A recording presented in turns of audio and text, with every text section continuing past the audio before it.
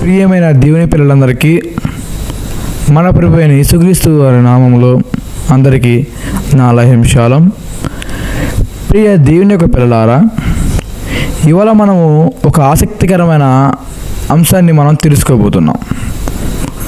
అది ఏమిటి అని చూస్తే ఇది ఖచ్చితంగా ప్రతి ఒక్క క్రైస్తవుడు తెలుసుకోవాల్సిన అంశం. ప్రతి ఒక్క క్రైస్తవుడు ఈ అంశాన్ని తెలుసుకొని ఉండాలి ఖచ్చితంగా. అసలు ఈ అంశం ఏమిటి అనే విషయం మనం ఆలోచిస్తే, ప్రియ దేవుని యొక్క పిల్లారా, క్రైస్తవులు అన్నప్రసన్నం చేయవచ్చా అనేది మన అంశం. క్రైస్తవులు అన్నప్రసన్నం చేయవచ్చా? బైబిల్లో అన్నప్రసన్నం గురించి రాయబడి ఉందా అనేది మన అంశం. ప్రియమైన దేవుని యొక్క పిల్లారా, ముందుగా మన అంశం గురించి చర్చించే ముందు మనం అసలు అన్నప్రసన్నం అంటే ఏమిటో కొద్దిగా మనం తెలుసుకుందాం. ఈ అన్నప్రసన్నం అనేది సాధారణంగా శిశువు పుట్టిన 6 నెలలకు చేస్తారు. ఈ అన్నప్రసన్నం అసలు ఏమిటి అని చూస్తే, శిశువుకి పాలు మాన్పించి అన్నం ముట్టించే కార్యక్రమాన్ని అన్నప్రసన్నంగా పలుకుతూ ఉంటారు. దీన్ని కొన్ని చోట్ల అన్నం పెట్టే వేడిగా అన్నం ముట్టించే సాంప్రదాయక కార్యక్రమం కూడా దీన్ని పిలుస్తూ ఉంటారు. అయితే ఈ అన్నప్రసన్నం అనేది మగబిడ్డకైతే 6 లేదా 8 నెలల టైం పీరియడ్లో చేస్తారు. ఆడపిల్లకి 5 లేదా 7 నెలల టైం పీరియడ్లో ఈ అన్నప్రసన్నం అనే ఈ కార్యక్రమాన్ని చేస్తూ ఉంటారు. ఈ అన్నప్రసన్నం అనేది తెలుగు భాషకు చెందిన పదం. అయితే ప్రియమైన దేవుని యొక్క పిల్లారా, మనం ఇప్పుడు మన అంశంగా చూసినట్లయితే, అసలు నిజంగా క్రైస్తవులు అన్నప్రసన్నం అనేది చేయవచ్చా? బైబిల్లో అన్నప్రసన్నం రాయబడి ఉందా అనేది మన అంశం. ప్రియమైన దేవుని యొక్క పిల్లలారా, మనం చూసినట్లయితే ముందుగా ఇస్సాకు పాలు తాగుతున్నాడు. కొంతకాలానికి ఇస్సాకు పాలు విడిచాడు, అంటే పాలు మానాడు. ఆ కాలంలో, ఆ సమయంలో అబ్రహాము, అంటే ఇస్సాకు తండ్రి అయిన అబ్రహాము ఒక గొప్ప విందు చేశాడు అని చెప్పి ఆదికాండము 21వ అధ్యాయం 8వ వచనం రాయబడి ఉంటుంది. ఇస్సాకు పాలు విడిచెను, అబ్రహాము గొప్ప విందు చేసాను అని చెప్పి ఆదికాండం 21వ అధ్యాయం 8వ వచనము రాయబడి ఉంది.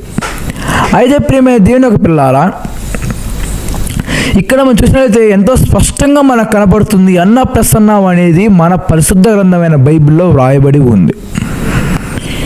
ఈ వాక్యాన్ని మనం జాగ్రత్తగా గమనించి చదివితే, ఈ వాక్యంలో ఇస్సాకు అబ్రహాంకు పుట్టాడు.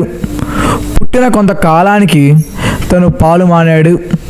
ఆ పాలు మాడినప్పుడు అబ్రహాము ఒక గొప్ప విందును చేయడం జరిగింది. ఇప్పుడు మనం చూసినట్లయితే ఈ అన్నప్రసన్నం చేసే కార్యక్రమంలో కూడా, ఈ ట్రెడిషన్లో కూడా బిడ్డ పాలు మానిపించి అన్నాన్ని ముట్టించి ఒక ఫంక్షన్గా చేస్తూ ఉంటారు. అంటే మనం చూస్తే ఈ వాక్యం ద్వారా అన్నప్రసన్నం అనేది ఖచ్చితంగా బైబిల్లో మనకు కనబడుతుంది. మనం మరొక వాక్యాన్ని పరిశీలించినట్లయితే అపోస్తలుడైన పౌలు గారు ఈ విధంగా చెబుతున్నారు. ఏమనంటే, మీరు బలహీనులై ఉన్నారు, అందుకే మిమ్మును పాలు పెంచితిమి, అన్నముతో కాదు, ఆహారముతో కాదు అని చెప్పి అపోస్తలుడైన పౌలు గారు చెప్పడం జరిగింది. ఒక శిశువు పుట్టినప్పుడు ఆ శిశువుకు పాలు పెట్టి పెంచుతారు. అప్పుడు ఆ శిశువుకి ఎటువంటి బలం అనేది ఉండదు, స్ట్రెంగ్త్, పవర్ అనేది ఆ శిశువుకు ఉండదు. ఆ తర్వాత బలం చేకూర్చడానికి ఆ శిశువు శరీర ప్రకారంగా ఎదుగుదలకు ఆ శిశువుకు పాలు మడిపించి అన్నం ముట్టిస్తారు, ఆహారం పెడతారు. అయితే ప్రియమైన దేవుని యొక్క పిల్లారా, మనం ఇక్కడ ఈ వాక్యం, అంటే మన అపోస్తలుడైన పౌలు గారు చెప్పిన వాక్యాన్ని చూస్తే, ఈ వాక్యంలో ఎంతో స్పష్టంగా కనబడుతుంది. అన్నప్రసన్నం గురించి, ఒక అన్నప్రసన్నం అనేది ఒక ఉదాహరణగా తీసుకొని ఈ వాక్యాన్ని చెప్పుతున్నాడు. ఈ వాక్యం మొదటి కొరింథీయులకు 3వ అధ్యాయం 2వ వచనంలో రాయబడి ఉంది. మొదటి కొరింథీయులకు 3వ అధ్యాయం 2వ వచనంలో ఈ పౌలు గారు చెప్పిన వాక్యం రాయబడి ఉంది. ఏమనంటే, మీరు బలహీనులై ఉన్నారు, అందుకనే మిమ్మును పాలు పెట్టి పెంచితిమి, ఆహారముతో కాదు అని చెప్పి ఇక్కడ మనకి స్పష్టంగా కనబడుతుంది. అయితే ఇక్కడ అపోస్తలుడైన పౌలు గారు చెప్పిన ఈ కొరింథీయులకు రాసిన పత్రికలో ఉన్న వాక్యం అనేది చాలా స్పష్టంగా కనబడుతుంది. ఏమిటంటే అన్నప్రసన్నాన్ని ఉదాహరణగా తీసుకొని అపోస్తలుడైన పౌలు గారు ఈ వాక్యాన్ని బోధించడం జరిగింది. అక్కడున్న ప్రజలకు వాక్యం అర్థం అవ్వడం కోసం, వాక్యం అర్థం అవ్వాలంటే కొన్ని ఉదాహరణలతో చెప్పి మనిషి యొక్క మెదడుకి దాన్ని అర్థమయ్యేలా చేయాలి. మన స్కూల్లో చూసినా లేదా కొత్త పనులు చూసినా ఎక్కడ చదువు చెప్పేటప్పుడైనా ఒక స్టూడెంట్కి, ఒక విద్యార్థి చదువు అర్థం అవ్వాలంటే దాన్ని రియాలిటీలో ఉన్న, అంటే నిజ జీవితాల్లో ఉన్న కొన్ని ఉదాహరణలు తీసుకొని చదువు చెప్తారు. ఎందుకు అంటే ఆ ఉదాహరణ వల్ల ఆ విద్యార్థి యొక్క బుర్రలో అది అర్థమవుతుంది, ఆ విద్యార్థి ఆ కాన్సెప్ట్ని అర్థం చేసుకుంటాడు. అదేవిధంగా ఇక్కడ కూడా అపోస్తలుడైన పౌలు గారు అన్నప్రసన్నం అనే ఒక కార్యక్రమాన్ని ఒక ఉదాహరణగా తీసుకొని ప్రజలకు క్రీస్తు యొక్క సువార్త అర్థం అవ్వడం కోసం, దేవుని యొక్క వాక్యాన్ని అర్థం అవ్వడం కోసం అన్నప్రసన్నాన్ని ఒక ఉదాహరణగా వాడుకొని వాక్యాన్ని బోధించడం జరిగింది. అది ఈ వాక్యంలో మనం స్పష్టంగా తెలుసుకోవచ్చు. అయితే ప్రియమైన దేవుని యొక్క పిల్లారా, మనం మరొకటి చూసినట్లయితే బైబిల్లో సంతోషించు వారితో సంతోషించురి, సంతోషించు వారితో సంతోషించురి. ఈ వాక్యం మనం చూసినట్లయితే రోమీయులకు 12వ అధ్యాయం 15వ వచనంలో ఈ వాక్యం రాయబడి ఉంది, సంతోషించే వారితో సంతోషించురి అని. అయితే ప్రియ దేవుని యొక్క పిల్లలారా, ఇక్కడ మనం చూసినట్లయితే నిజమైన క్రైస్తవుడు ఎక్కడ సంతోషంగా ఉంటాడు, ఎక్కడ ఆనందంగా ఉంటాడు? ఒక నిజమైన క్రైస్తవుడు ఎక్కడ సంతోషంగా ఉంటాడు, ఎక్కడ ఆనందంగా ఉంటాడు అనే ప్రశ్నకు సమాధానం ఏమిటి అని చూస్తే, నిజమైన వాక్యం అనేది ఉన్న చోట ఒక నిజమైన క్రైస్తవుడు సంతోషంగా ఆనందంగా ఉంటాడు. ఒక వాక్యం ఉన్న చోట, ఒక వాక్యం వినడానికి ఒక క్రైస్తవుడు వెళ్ళి అక్కడ సంతోషంగా ఉంటాడు. ఎందుకంటే ఆ క్రైస్తవుడికి వాక్యం అనేది ఎంతో అపూర్వమైనది. ఆ వాక్యం ఉన్న చోట అతను ఉంటాడు. వాక్యం వినడం కోసం, వాక్యం చెప్పడం కోసం అతను ముందుంటాడు. అయితే ఇక్కడ మనం ఈ వాక్యాన్ని చూస్తే ఒక అన్నప్రసన్నం ఈవెంట్లో క్రైస్తవ అన్నప్రసన్నం చేసినప్పుడు చేయొచ్చు, ఖచ్చితంగా క్రైస్తవ అన్నప్రసన్నం చేయొచ్చు. అయితే ఆ అన్నప్రసన్నం చేసినప్పుడు అక్కడ దేవుని యొక్క వాక్యాన్ని పెట్టియాలి, దేవుని యొక్క సువార్తను ప్రచురపరచాలి. ప్రియ దేవుని యొక్క పిల్లారా, అక్కడ దేవుని యొక్క వార్తను, దేవుని యొక్క సువార్తను అక్కడ ప్రచురపరచడం వల్ల అక్కడ కుటుంబం సంతోషంగా ఉంటుంది. అదేవిధంగా అక్కడికి కూడి వచ్చిన క్రైస్తవులు కూడా సంతోషంగా ఉంటారని ఈ వాక్యానికి అర్థం. మనం లోక ప్రకారంగా చూస్తే, లోక ప్రకారంగా ఉన్నవాళ్ళు ఎక్కడ సంతోషంగా ఉంటారో ప్రతి చోట సంతోషంగా ఉంటారు, ఎక్కడ పడితే అక్కడ.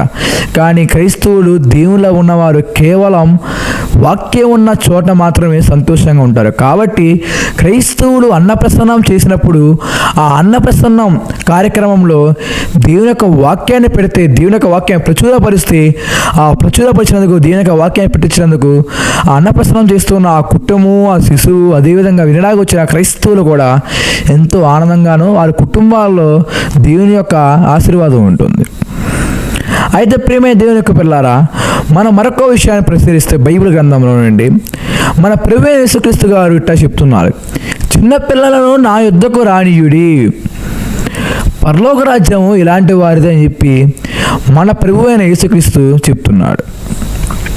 ఏమనంటే చిన్నపిల్లలను నా యుద్ధకు రానియుడి, పరలోక రాజ్యము ఇలాంటి వారిదే అని చెప్పడం జరిగింది. మత్తయి సువార్త 19వ అధ్యాయం 13వ వచనం నుండి 15వ వచనం వరకు, మత్తయి సువార్త 19వ అధ్యాయం 13వ వచనం నుండి 15వ వచనం వరకులో ఈ వాక్యం రాయబడి ఉంటుంది. అయితే చిన్నపిల్లలు చూసినట్లయితే, చిన్నపిల్లలు అంటే శిశువులు, చిన్నపిడ్డలు, అప్పుడే పుట్టిన వారు, వీరందరూ చిన్నపిల్లలే. అయితే మనం చూసినట్లయితే చిన్నపిల్లలను దేవుని యొద్దకు రానియుడి అన్నాడు.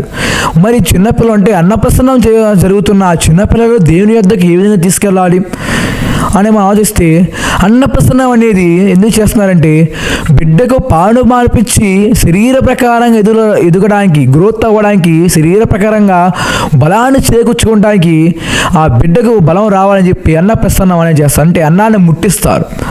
అయితే అదే బిడ్డ, అదే శిశువు దేవుళ్ళో కూడా ఎదగాలి, దేవుళ్ళ కూడా దగ్గరికి వెళ్ళాలి, దేవుళ్ళో ఆత్మీయంగా కూడా దేవుళ్ళో ఎదుగుతూ ఉండాలంటే అప్పుడు ఆ క్రైస్తవ కుటుంబం ఏం చేయాలి, అసలు క్రైస్తవ కుటుంబం ఎటువంటి చర్య అక్కడ తీసుకోవాలి అనేది మనం ఆలోచిస్తే ప్రియ దేవుని యొక్క పిల్లలారా, అక్కడ ఎప్పుడైతే అన్నప్రస్థానం జరుగుతుందో, ఒక క్రైస్తవ కుటుంబంలో అన్నప్రస్థానం చేస్తున్నారో అక్కడ దేవుని యొక్క వాక్యాన్ని పెట్టించాలి,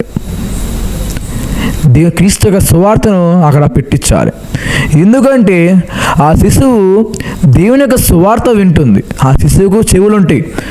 దేవుని యొక్క సువార్త విన్నప్పుడు, అక్కడ దేవుని యొక్క మాటలు వినపడుతున్నప్పుడు, ఆ దేవుని యొక్క మాటలు ఆ చెవిలోకి వెళ్ళి, శిశువు ఆ అన్నప్రస్థానం జరుగుతున్న ఆ బిడ్డ చెవిలోకి వెళ్ళి, ఆ బిడ్డ దేవుని ఆత్మీయ ప్రకారంగా కూడా దేవునిలో వెలుగుతుంది.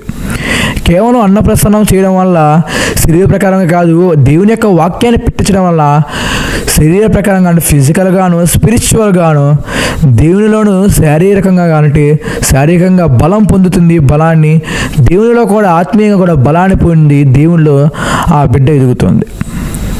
అయితే ఇదే వాక్యానికి సీక్వల్గా ద్వితీయోపదేశ కాండము 6వ అధ్యాయం 7వ వచనంలో ఉంది, నడుచు ద్రోవల్లో దేవుని యొక్క వాక్యాన్ని వినిపించుడి అని. ఇప్పుడు అక్కడ శిశువు నడవలేదు కాబట్టి ఆ శిశువు ఆ అన్నప్రసనం చేస్తున్నప్పుడు దేవుని యొక్క వాక్యాన్ని పెట్టించి దేవుని యొక్క స్వార్థంగా ప్రచురపరిచి ఆ కుటుంబం అంటే ఆ తల్లిదండ్రులు ఆ శిశువుని కేవలం శరీర ప్రకారం ఫిజికల్గా కాదు దేవునిలో కూడా ఎదుగుదలను కోరుకోవాలి, దేవునిలో కూడా ఆ బిడ్డను పెంచాలి.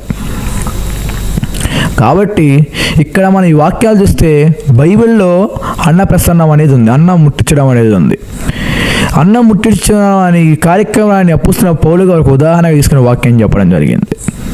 అదేవిధంగా ఒక శిశువు క్రైస్తవ కుటుంబంలో అన్నప్రసన్నం జరుగుతున్న ఆ శిశువు దేవుని ప్రకారంగా కూడా దేవుళ్ళో కూడా ఆత్మీయంగా ఎదగాలి అని అంటే అక్కడ ఖచ్చితముగా దేవుని యొక్క వాక్యాన్ని పెట్టాలి అని మనం ఇప్పుడు దాకా చూసాము.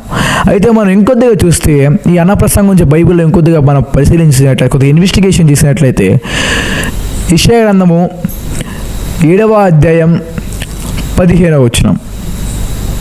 యెషయా గ్రంథము 7వ అధ్యాయం 15వ వచనం.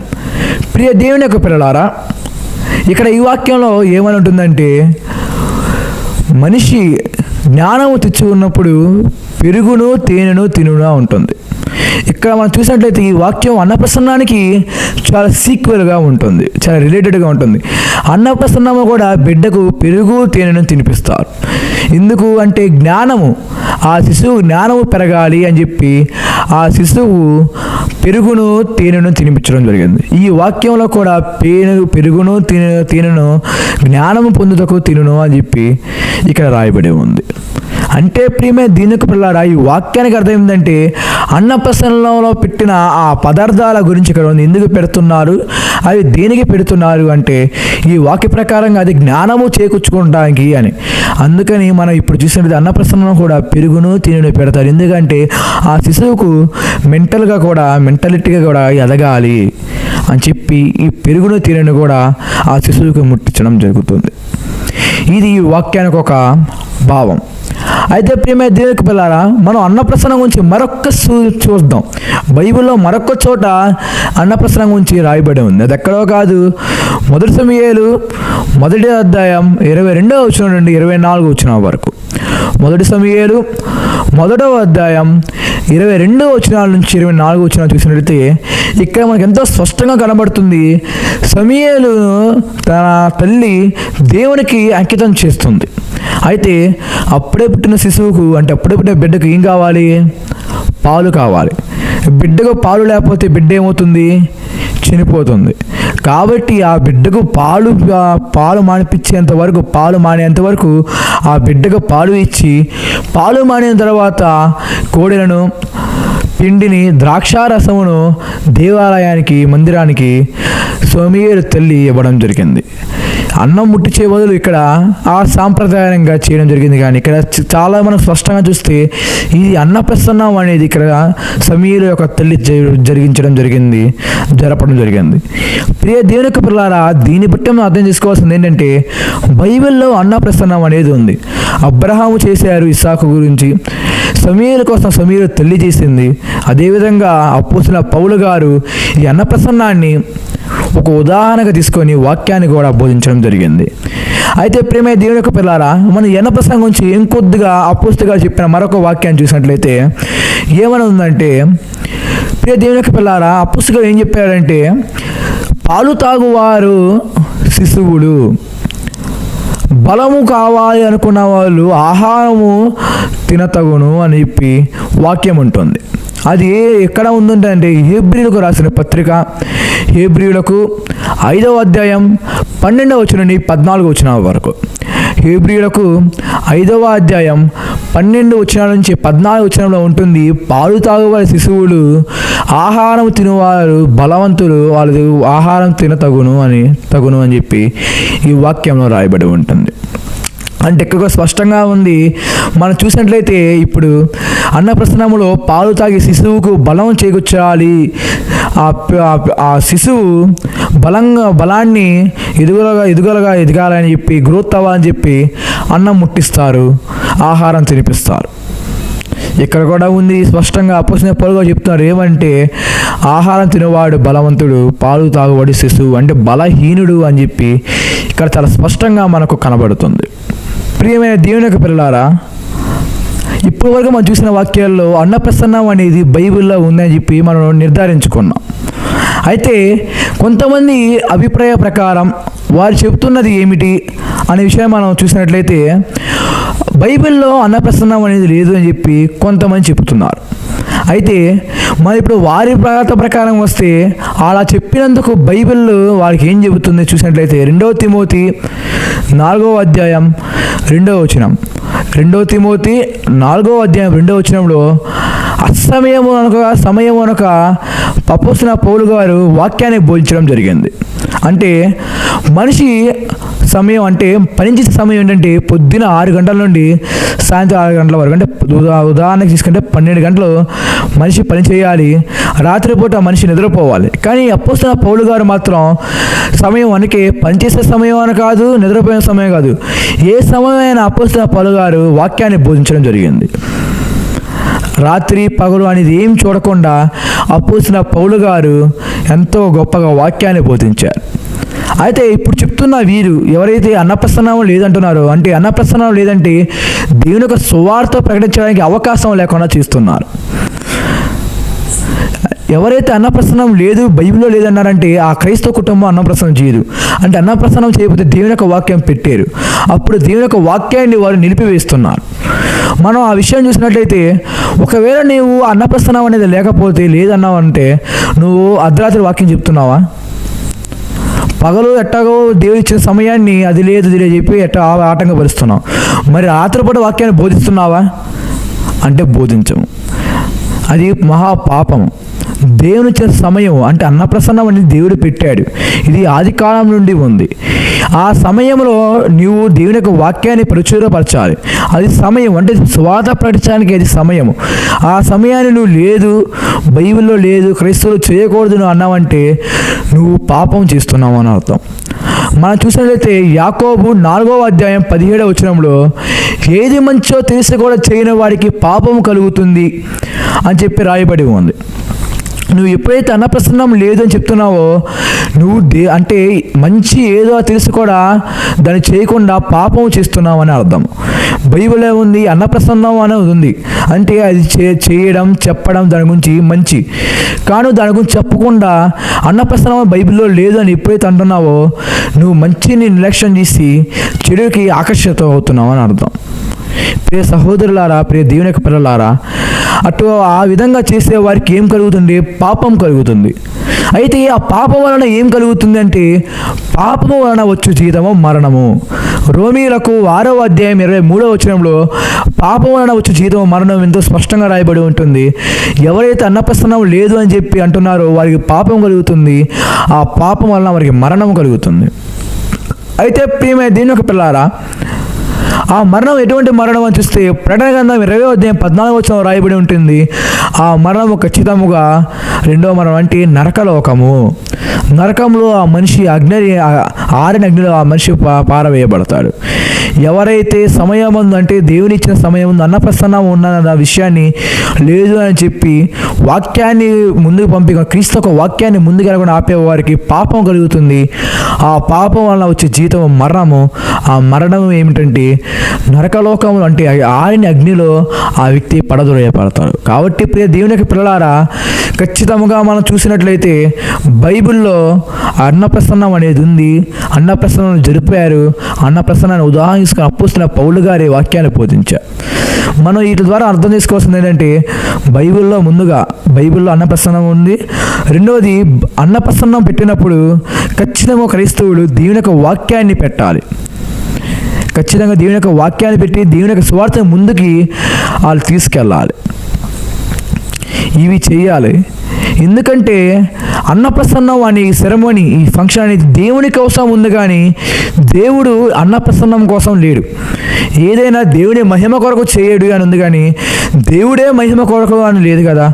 కాబట్టి అన్నప్రసన్నం అనేది చేసినప్పుడు అన్నప్రసన్నం దేవుని మహిమర్చడానికి, దేవుని స్వార్థ ముందుకు తీసుకెళ్ళడానికి చేయాలి, కానీ దేవుని వెనక పెట్టడానికి కాదు.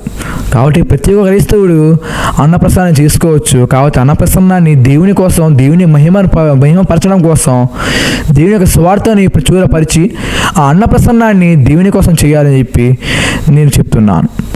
ఈ వాక్యాన్ని ప్రతి ఒక్కరి కుటుంబాల మీద దేవుని యొక్క ఆశీర్వాదం సదాకాలం తోడేను గాక. అందరికీ అలా షాలోమ్. ఆమెన్.